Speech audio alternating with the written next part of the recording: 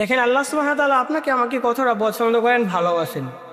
রব্বুল আলামিন বলছেন, এই দুনিয়ার জমিনে তোমাদেরকে পাঠানোর আগে আমি আল্লাহ আদেশ করেছিলাম। আমি আল্লাহ ফেরেশতাদেরকে বললাম, আমার ফেরেশতারা, আমি আল্লাহ রব্বুল আলামিন দুনিয়ার জমিনের ভিতরে মানুষ তৈরি করতে চাই, পৃথিবীর মধ্যে পাঠাতে চাই, তোমাদের পরামর্শ কি? ফেরেশতারা বলছিলেন তারা দুনিয়ার জমিনে এসে মারামারি করবে, বিড়াবিড়ি করবে, রক্তপাত করবে। রব ঘোষণা করেছিলেন, ক্বালু ইন্নী আ'লামু মা লা তা'লামুন, ও ফেরেশতারা, আমি আল্লাহ রব্বুল আলামিন যা জানি তোমরা মূলত তা জানো না। তো রব্বুল আলামিন আমাদেরকে পছন্দ করে, মায়া করে, মহাব্বত করে আল্লাহ সুবহানাহু ওয়া তাআলা এই দুনিয়ার জমিনে আমাদেরকে পাঠিয়েছেন। একটা উদ্দেশ্য দিয়ে মূলত পাঠিয়েছে, ঠিক না? কি উদ্দেশ্য দিয়ে? ওমা খালাকতুল জিন্না ওয়াল ইনসা ইল্লা লিয়াবুদুন।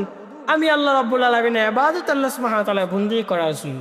আমি আর আপনি যদি আল্লাহর ইবাদত বন্দি না করি, আমি আর আপনি যদি দিবানিশি জিন্দেগিটা যদি আমাদের নিজের মন গড়া মতো করি, তাহলে আল্লাহ বলছেন, বান্দা শুনে রাখো, দুনিয়াও শেষ, আখিরাতের জিন্দেগি তোমার শেষ হয়ে যাবে। রব্বুল আলামিন বলছেন, কাল কিয়ামতের কঠিন ময়দানে আমি আল্লাহ সুবহানাহু ওয়া তাআলা রাগান্বিত মনোভাব থাকবো। আমি আল্লাহ কঠোর একটা মনোভাব রাখবো। কেন রাখবেন জানেন? রব বলছেন, দুনিয়ার জমিনে আমি আল্লাহর যা নিয়ামতগুলো তোমাদেরকে দিয়েছিলাম, আমি আল্লাহ যে পথে তোমাকে বলেছিলাম পরিচালনা করার জন্য, তুমি যেমন ভাবে আমি আল্লাহকে অবহেলা করে ফেললাম, আমি আল্লাহর নীতিমালাকে তুমি অবহেলা করে ফেললা। তুমি ভাবছিলা যে সুদের সাথে সম্পর্ক করবা, তুমি ভাবছিলা ঘুষের সাথে সম্পর্ক করলেই আমার জীবন সাকসেসফুল হয়ে যাবে। তো আমি আল্লাহ তো বলেছিলাম যে সুদের সাথে সম্পর্ক করে না, ঘুষের সাথে সম্পর্ক করে না। তুমি যে কল্লা গোলাম, আমি আল্লাহ রাব্বুল আলামিন আজ কিয়ামতের কঠিন ময়দানে আমি তোমাকে প্রিয় বান্দা হিসেবে ডাক দেব না। আমি আল্লাহ রাব্বুল আলামিন কহার রূপ ধারণ করে বলবো, বান্দা যাও, তোমার জন্য আমি আল্লাহ জাহান্নাম রাখলাম, যে জাহান্নামের ইন্ধন হিসাবে তোমাকে মূলত আমি আল্লাহ সৃষ্টি করেছি।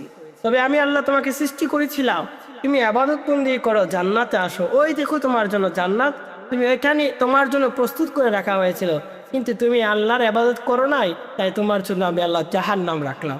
তাই আল্লাহ সুবহানাহু ওয়া তাআলা প্রিয় বান্দা যদি হতে চান, আল্লাহর যদি নৈকট্য হাসিল করতে চান, আল্লাহকে যদি বলেন আমি আল্লাহকে পছন্দ করি, আমি আল্লাহ ছাড়া আর কারোর মূলত ইবাদত বন্দেগী করি না, তাহলে জীবনটা, বাকি জীবনটা ভাইয়া আল্লাহর জন্য মূলত বিলীন করে দিন।